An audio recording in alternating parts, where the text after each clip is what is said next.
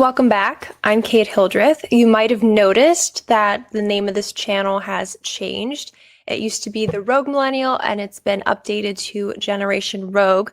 I just want to briefly address that because it occurred to me that by calling the show The Rogue Millennial, I could really be limiting myself to just a millennial audience, and I don't want to limit my audience at all to just millennials or just Gen X or just Gen Z. I think that the perspective that I'm taking on this show is really increasingly cross-generational, and so I wanted to reflect that in the name of the show. So, welcome to Generation Rogue, where we dive into current events and cultural commentary from a counterculture rogue perspective. Today, I'll be joined by guest Dr. John Zmirak. Dr. Zmirak is a senior editor at The Stream. He received his BA from Yale University in 1986, his MFA in screenwriting and fiction, and his PhD in English in 1996 from Louisiana State University. He is an author, co-author, or editor of 12 books. He was the editor of the Intercollegiate Studies Institute's Guide to Higher Education, Choosing the Right College, and collegeguide.org for 10 years, and is also the editor of Disorientation: How to Go to College Without Losing Your Mind. His newest book is called No Second Amendment, No First, and that's what we're going to be talking about today. I'm really excited to talk to him about this today because I actually made a video about the history of gun control a couple of months ago on this channel, and it's just a very interesting topic to me because it seems to me that a lot in mainstream media, we see this kind of reference to the history of oppression of certain peoples. And although that is true, that, almost every group of people has been oppressed in the past in some capacity, what we seem to forget is how these specific moments in history came about. So, for instance, the Holocaust. How did that come about? Like, how did we get to a point where people were so vulnerable that they couldn't defend themselves against tyrannical governments or tyrannical organizations? And there are other examples of that throughout history. I believe Dr. Zmirak also talks about a history of this in Russia, and so I'll let him talk more about that.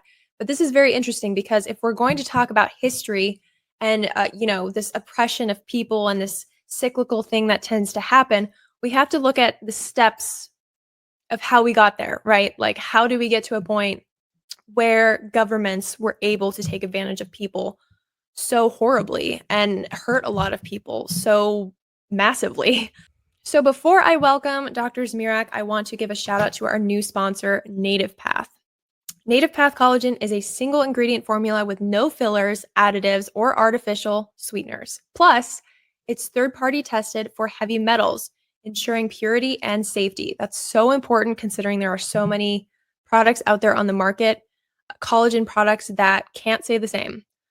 Native Path's collagen is completely flavorless, so it can be added to anything. I personally add it to my coffee in the morning, but you can also add it to smoothies or oatmeal, whatever you like.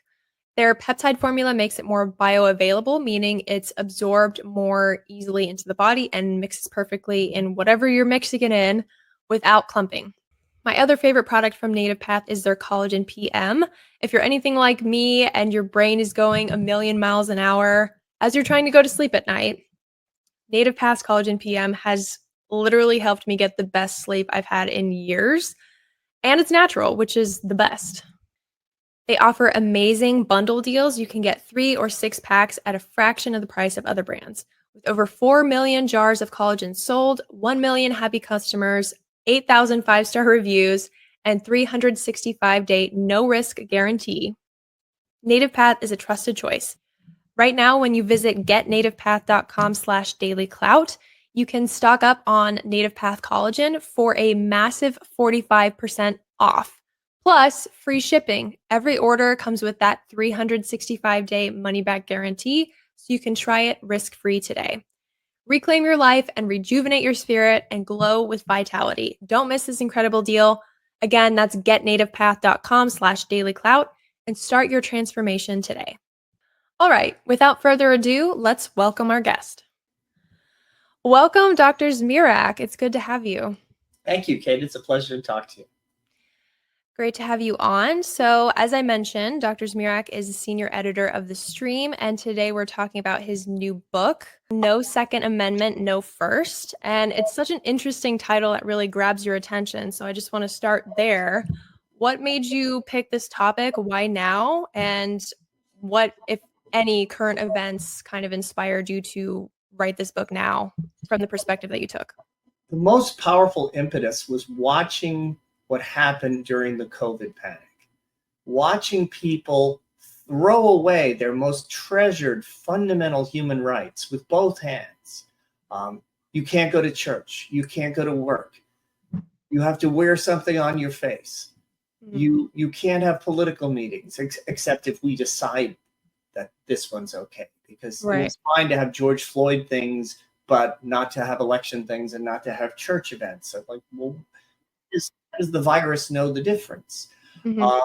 And then when they tried to force people to take an untested vaccine that a lot of us had moral objections to because of the use of fetal tissue in its production. And that's fine if you don't agree with that, but to force people on the pain of losing their jobs to violate their religious convictions, this is not America. So that was one of the things that really motivated me to look deeply into the history of how countries lose their freedom, how citizens end up being the puppets or the pawns of those with financial and political power. And as we saw during the COVID panic, a lot of unelected groups like the World Health Organization all of a sudden was censoring what was on YouTube. How did that work? I never voted for YouTube or the WHO, but suddenly virologists like Bhattacharya are being banned from YouTube. Robert Malone, who invented the mRNA vaccine, he's banned from YouTube because some 22-year-old intern is following what the WHO says. What? And they are dictating free speech, and this is somehow constitutional? So I looked into the history of the connection between the right of self-defense against crime, but also against criminal governments. The connection between that and the freedom of speech, freedom of religion, all the constitutional freedoms we used to hold sacred. And I found some really disturbing correlations. Between 1914 and 1990, 170 million civilians were intentionally murdered by their governments. That's a mid-range estimate, 170 million. The source for that is the book Death by Government by genocide scholar R.J. Rummel. And what did those 170 million people have in common? I mean, we're talking all the way Cambodia to Cuba, Poland and Germany, Russia, China. They had all been disarmed by their governments first. I read a book, Gun Control in the Third Reich by Stephen Halbrook, and he documented how the well-meaning gun control laws that had been passed by the Weimar Republic were used to disarm the liberals, the socialists, and the Jews of Germany by the Nazis in the build-up to Kristallnacht. Every single tyrannical government, from Hitler to Stalin to Lenin to Mao Zedong to Castro to Maduro, the first thing they do is disarm the population. Now, why do you think that is? I mean, there has to be some meaning to that. So that's interesting because so I actually did a little bit of research on this a couple of months ago. And I think it's interesting because you have all of these kind of mainstream narratives of oppression and, like certain groups of people being oppressed throughout history. And not to downplay all of that at all, but I think it's interesting that we focus on that aspect and not the steps that build of up how to we it. got there, right? Like, Right. how do we avoid the next Right. Holocaust? Well, you look at, like you said, you look at what did they do first? They took away their guns, because it's like, if you have a law, saying I have the freedom to do this, okay, that's great, but how do you enforce that, right? Like, Right. what's stopping someone from taking that away from you? So please Right. continue. If you look at American history, when the slaves were freed by the 13th Amendment, as the Southern Confederate ex-Confederates tried to find a way to subjugate blacks again, they passed laws disarming the freed slaves so that they would be subject to the terror of the Ku Klux Klan. Over and over again, you see governments trying to disarm the people so that they don't have to worry about popular resistance. And this doesn't only apply to totalitarian governments. Just this week, we learned that the second largest party in Germany, the Alliance for Deutschland, who are basically conservatives, they have a few extremists in there, but they're basically the main conservative party in Germany now. Members of that party have been declared ineligible to own guns. Imagine if the federal government said Democrats can't own guns, only Republicans can. That would be staggering to us, but in Germany, it's not a big deal. They're just accepting it. They're disarming one group of people based on their values, their views, their religious beliefs. If that's not ominous to you, you're not paying attention.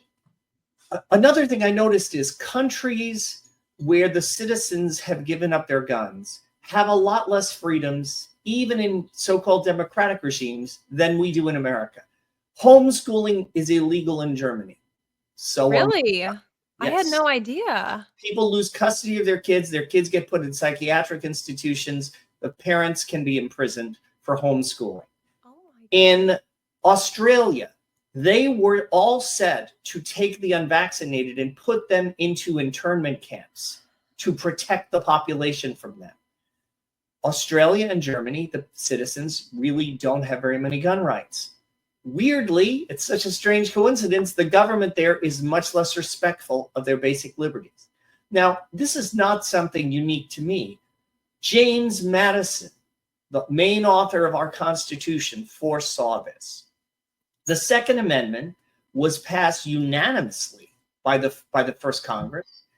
And James Madison, all the founders supported it. They differed about all sorts of things, from slavery to the powers of the federal government. They all agreed that gun rights were fundamental because they had seen the United States was created by popular militias, mostly based in their churches, in places like New England and Virginia, resisting King George III's army. And those militias, and then the Continental Army that grew out of them, were what created the country in the first place. James Madison wrote in the Federalist that if all the safeguards he had put in place in the Constitution against tyranny, separation of powers, the power of the purse being in the House of Representatives, the federalism, the power of the states, if all of those barriers to tyranny fell away, he said tyranny would still be prevented by what he called a militia of 500,000 of the citizens. And remember, the weapons that the Second Amendment allowed the ordinary people to have were the same weapons the army had. They had the same weapons. Cannons, rifles. Yes, the Second Amendment covers cannons. There are court precedents for that.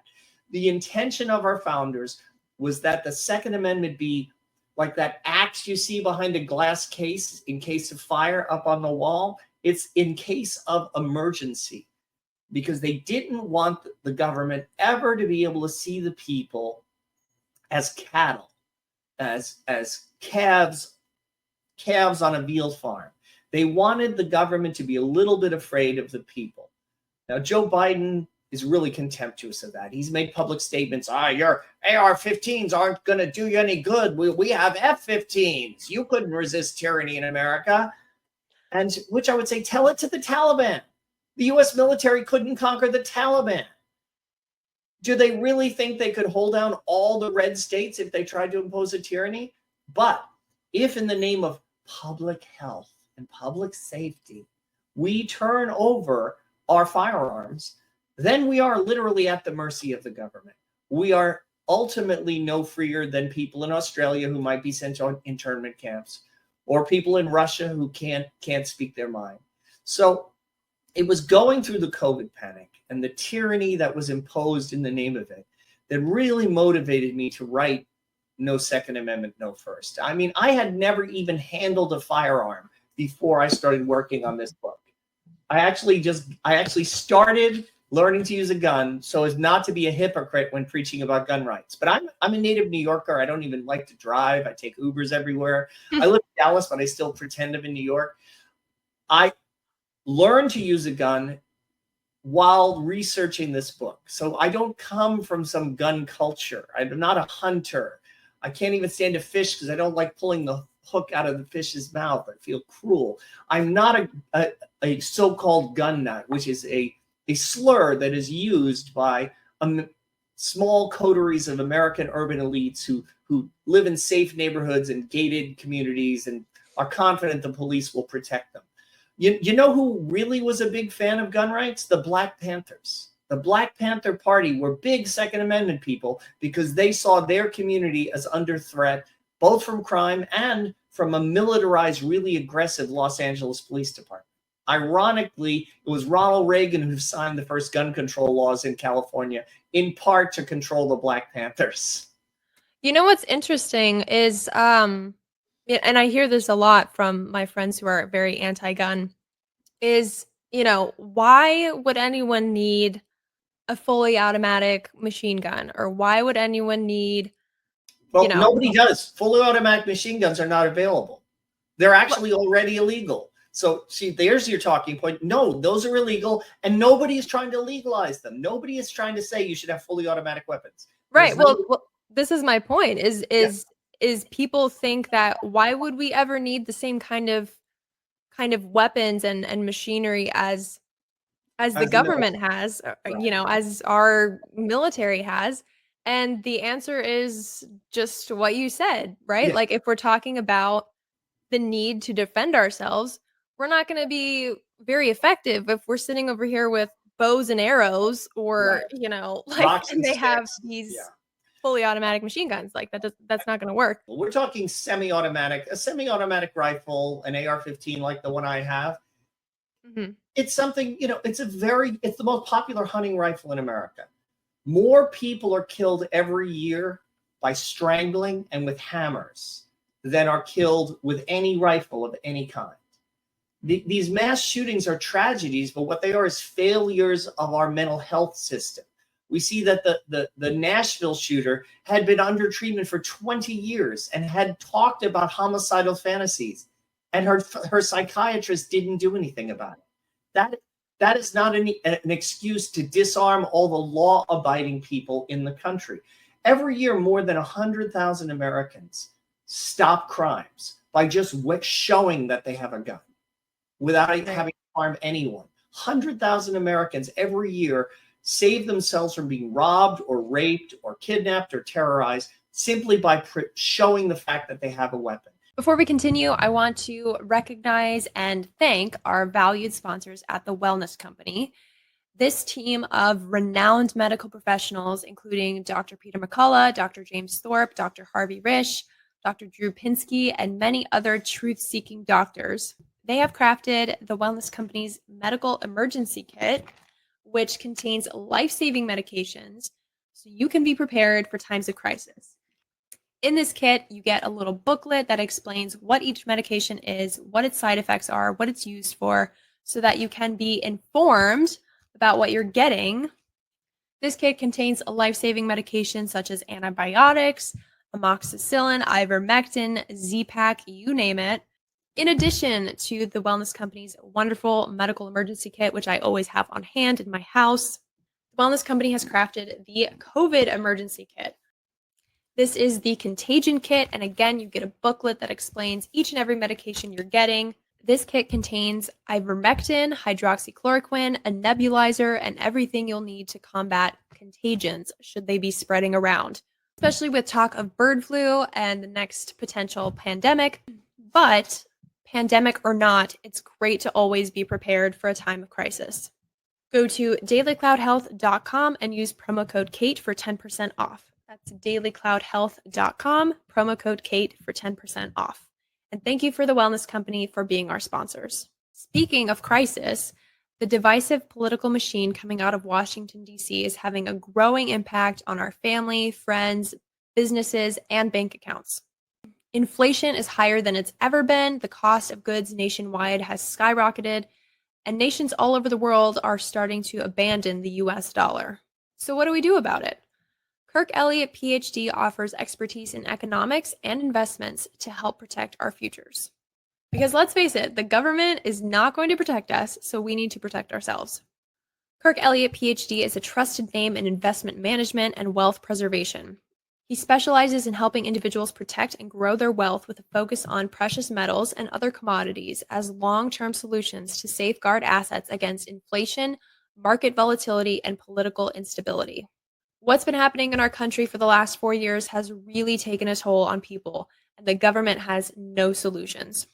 So I'm offering you a solution. Visit dailycloutsilver.com. With expert guidance, individuals can build diversified portfolios that provide a hedge against economic and political uncertainty, ensuring a secure future for you and your families. Visit dailycloutsilver.com. I don't think we should ban private firearms that people use to keep their families safe, but also, more importantly, that are what our founding fathers put in place as the last backstop against a tyrannical government. And if you lived through the COVID panic, you know what a tyrannical government is like.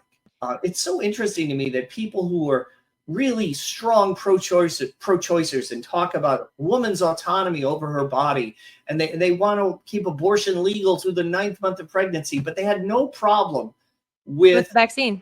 Right, with the hostess at TGI Fridays demanding a vaccine passport. Suddenly, your body is not yourself. Suddenly, you don't have absolute physical autonomy.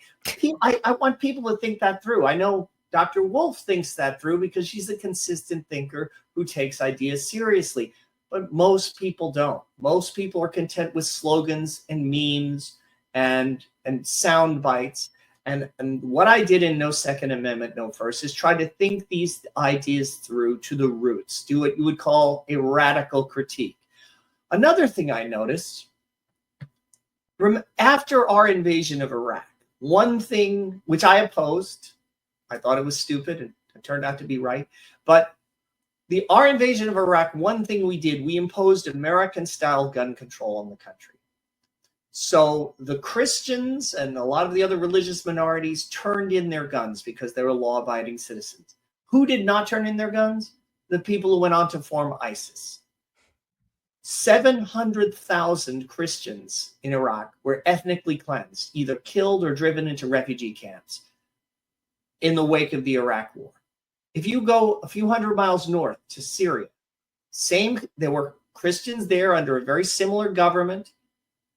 They did not obey the gun control laws. They formed militias, they allied with the Kurds, and they defeated ISIS. They conquered the so-called caliphate. So the Christians in Iraq are still huddling in shipping containers and refugee camps. The Christians in Syria are safe, free, peaceful, and they have their churches. That was like a laboratory-controlled experiment in the effects of gun control on unpopular religious minorities. That's a really good example. I guess my next question would be, what are your thoughts on countering this narrative of safety, especially in the United States? Because, you have, it's like as soon as you mention health or a disease or for the protection of our children or whatever, with no data to back it up, by the way. Right. How do we counter that though? Like, how do we get these other people to wake up to the understanding that historically gun control is not a good thing? In fact, it's disastrous. What comes after that is disastrous. How do we get people to understand that? Well, I mean, you can start with sort of funny arguments like, why don't we make the speed limit 30 miles an hour? It would save a lot of lives. Why don't we make every car into a bumper car? With the big rubber bumpers. There are reasons, right? There are reasons why we allow people to drive cars faster than 30 miles an hour. What are those reasons? Personal freedom, convenience, just being able to get to the hospital in time, not wanting the government to have such a heavy hand on our lives. Well, likewise, guns allow people to defend themselves from crime. If you enforce strict gun control, you will never actually successfully disarm violent criminals. They're already willing to be violent criminals. They're already selling fentanyl and murdering people. Do you think they're going to, I won't cross that Rubicon. I will burn, rape, kill, and pillage, but I will not violate gun control laws. No, of course not. So essentially, you're just disarming the law-abiding and leaving guns in the hands of hundreds of thousands of criminals. Yeah, I totally agree. You know, it was interesting looking at the school shootings in particular because most of the time, or a lot of the time, I should say, the shooter was a minor, and it would be They were illegal ordered for them to illegally. have that gun anyway. They usually Right. steal it or they get it somewhere, you know, Right. illegally. And, you know, as opposed to, you know, And the school is a gun-free zone, which means right, law-abiding people can't bring their guns there. Only criminals can. A right, lot right, of right. the mass shootings happen in places that say they're gun-free zones. But guess And what? If you're a mass shooter, you're not going to obey the sign. And what is the fastest way to stop a Right. shooter in public? I Right. don't know, if someone is open carrying or, you know, has Right. a personal carry on them. Just a Right. thought. Exactly. So yes, shifting though, I'm interested also in um, the part of your synopsis in about your book where you talk about um, these, you know, gun control and self-defense from a Catholic perspective because you're a Catholic. Right. So can you speak to that a little bit? Sure. A lot of our bishops are just standard issue, like liberal sheep, and if they see, oh, the respectable position is to be against guns, okay, I'm against guns, and they echo this public health narrative. Our founding fathers were building on a biblical vision of the human person as being made in the image of God with solemn moral responsibilities and fundamental rights, including the right to defend yourself against violence and defend your community against a criminal government. The decay in a biblical worldview, the shift away from that to thinking that we're just trousered apes, we're just accidental byproducts of random evolution. Once you start to think that human beings are not made in the image and likeness of God, that they don't have an immortal soul and an eternal destiny, you start to think of them instead like they're ants in an anthill or bees in a beehive who don't have the right to fundamental autonomy, who don't have basic rights, who ought to be controlled and kept safe and dominated from the top down in order to keep as many of them as happy as possible for as long as possible before they die and vanish into the abyss. So the distinction between the public safety Nazis, the fanatics for public safety, the distinction between them and those of us who worry about fundamental rights, it goes all the way down to a fundamental difference of worldview. Are we uniquely dignified? Do human beings have something special about them that dolphins and whales and apes don't have? And if they do, that uniqueness includes fundamental rights. And it includes things like racism being wrong and discrimination being evil, all the things that are taken for granted by most American liberals. They're basically borrowed from the biblical view of mankind. They're not justifiable by evolution. I mean, you don't see apes having diversity, equity, and inclusion seminars. You don't see dolphins getting together to discuss, harm reduction and nonviolence. What makes us special? What makes us disapprove of racism, of rape, of abuse, of cruel, unjust hierarchies? These things come from that biblical view of mankind.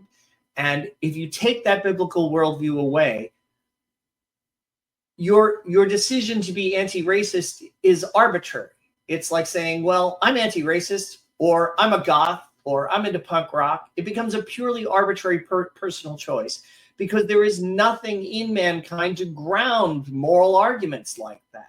So you might condemn the Holocaust because it's ugly and gross, but you don't have a strong argument against it because you don't believe in fundamental rights at all. You believe in public safety because you want your life to be nice and pleasant and peaceful. Basically, we're talking, are human beings dignified and special, or are they pets at a kill shelter who we want to keep as happy as for as long as possible before we euthanize them because we decide their lives really aren't worth it? It's interesting. Where when do you think this started? Do you think this is a gradual thing that started with, for instance, the getting rid of religion and kind of like the pushing aside of, say, Christianity, because we have this rise of, science and the experts, and it's almost like God and religion is being replaced by science in a lot of ways, where mankind is now God, or rather the elites of mankind is God, and everyone else is somehow lower than that. Where do you think that started? I think it started in the 19th century when the churches got spooked by Darwin.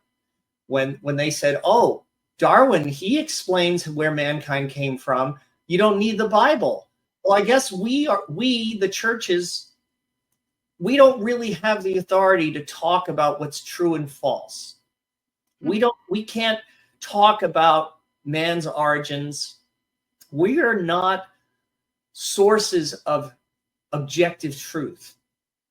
What can we do then? What use is there for us as churches? Well, we will be cheerleaders and guidance counselors, encouraging people on how to be nice to each other and how to be kind to each other. We see the realm of rational discourse and reality, essentially, to the Darwinist materialists. We are simply going to be the pep squad. We're going to be the cheerleaders. Actually, I have a new article up at stream.org on exactly this topic, which people might be interested in reading. Let me just quickly give you the title. Atheism is just wishful thinking for people who crave less meaning in life. And in it, I talk about how people who want the good stuff from the biblical worldview, like racial equality and not persecuting people and behaving with justice and being honest, they want all those good things, but they want the fruit from the tree, but they want to cut down the root of the tree, which is the biblical view that man was intended by God, that God intentionally made sure that rational human beings with immortal souls would emerge from the development of life. If you don't believe we were intended by God, one way or the other, through natural selection, but with divine intention. However, if you don't believe that we are the intentional creations of God who in some way reflect his dignity, then you're not going to have any good argument for human rights. And you're going to see those rights fall away one after the other after the other. And it's a very interesting book called The Religion of Adolf Hitler by Richard Weikart. And he shows how Hitler thought he was taking Darwinism and simply applying it. This is applied Darwinism. Marx also thought he was applying Darwinism, because a Darwinism that denies the God reduces man to simply one of the animals. And the animals don't have equality. They don't have liberty. They don't have the pursuit of happiness. They just have brutal competitiveness and the survival of the fittest. And I think each of us knows we're meant for something more than that. Each of us, when we look at our children and our family members, we know there's a spark of dignity in that person that we don't see in chickens and geese and pigs. Much as we love animals and want to be kind to them, I rescue dogs. I've been rescuing dogs for 25 years, but I don't think they have immortal souls. Right. No, I do the same for cats. We've rescued 2 cats so far since we've moved to the country. So same though. I love animals, but I do think that there is this sort of weird rise in like animal rights, to the point where it's like, eating a cow, like eating beef, is cruel. I don't get it. I would say, if animals have rights, what are their responsibilities? And why aren't they stepping up and keeping and meeting those responsibilities? When do they start paying taxes? What are they doing about climate change? Right. Right. Yeah. No, It's easy to descend into the absurd, and reductio ad absurdum is a fun exercise. But I think probably the best way to work with people is to say, do you really think you should be helpless against a criminal and wait, 20 minutes for the police to come and draw a chalk line around your body? Do you think it's wrong to resist a criminal? It just happened. I think it was in Denmark. A girl was being raped by some, I think, Afghan immigrant. She sprayed him with pepper spray in self-defense. She is being prosecuted because pepper spray is illegal in Denmark. Oh my That's gosh. where we're headed. That's where the liberal arguments lead to women being prosecuted for defending themselves against rape.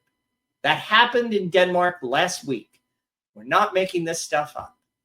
Yeah, I mean, I've seen things on Twitter about, are we allowed to shoot home invaders, right? Like, You're not in Britain. In Britain, you'll go to prison for that. it's Did you know that? crazy. Like someone can be breaking into your home or like trying to murder you and, Right. rob you, and you're not allowed to do anything about it. This is wild. And I do think that, and obviously I'm biased because I'm Catholic as well. And so, there's this idea of like, where does morality come from if it doesn't come from God? And If it doesn't come from God, it doesn't come from anywhere. It's just arbitrary. It's like your choice of music. right. But like in that case, it's subjective, right? And Right, that right. that can lead to a lot of problems, as we've seen. So, as we're wrapping up here, is there anything, first of all, else that you want to share about the book? And also, where can people find your book so that they can learn more about this history and, how to kind of be aware of these signs around them in current events that are going on around the world, and how to avoid getting ourselves into another situation like the Holocaust where we're disarmed and not able to defend Right. ourselves? Well, No Second Amendment, No First is available at bookstores. It's on Kindle now. It's on Amazon. It's been endorsed by some really, really worthwhile people. And again, it's not a gun nut book. It's really a philosophical book about the roots of American freedom, the roots of totalitarianism, and how to defend, first rationally, the fundamental human rights, and why we need the physical means to protect ourselves against violent crime and tyrannical governments. And those are fundamental, basic things. My book would not have been necessary 20 years ago because this stuff was taken for granted. So I kind of feel like I'm having to reinvent the wheel, but somebody's got to do it. Yeah. Well, thank you so much for joining us, Dr. Zmirak. Thank you. Everyone head to the places that he mentioned to go get his book, and we will be reading it and doing some research and being aware of these things as we're moving forward so that we can identify the signs historically of where gun control leads and how we can defend ourselves against tyrannical government and crime, which is rising in the United States, by the way. So thank you, Dr. Zmirak, for joining. Have a great rest of your day. You too. Well, you heard him, everybody. The proof is in the history. We need to look at the historical events. We need to look at the context and the steps that led us to disastrous moments in history, dark periods of history, how we got there. And one of the reasons that we got there is because of gun control, because citizens complied with gun control laws. I'm not saying it's always easy to resist these mandates that we're seeing. We saw that in the COVID years. We saw people losing their jobs, really struggling. And resisting isn't always easy, but there is a difference between, do this or lose your job versus do this and being physically forced. And if we don't have people who are willing to do the hard thing and resist when they can, we are all going to be physically forced to do things that we do not want to do. And so that's why it's important that we do what we can to stand up, that we educate ourselves, that we read books like Dr. Zmirak's book, that we do our research on the historical context of dark periods of the history of the world so that we can understand how we can avoid getting ourselves into another situation that is going to be catastrophic. Thank you so much for watching today. If you want to support the show, head to our locals page Any amount truly helps. We want to keep our content as free and available as we possibly can, but it is a lot of work and it is expensive. So we appreciate your donation and your support and your sharing of our content. Please also support our sponsors, The Wellness Company at dailycloudhealth.com, Kirk Elliott Precious Metals at dailycloudsilver.com, and Native Path at getnativepath.com/dailyclout. Stay awake, stay curious, and I'll see you next time.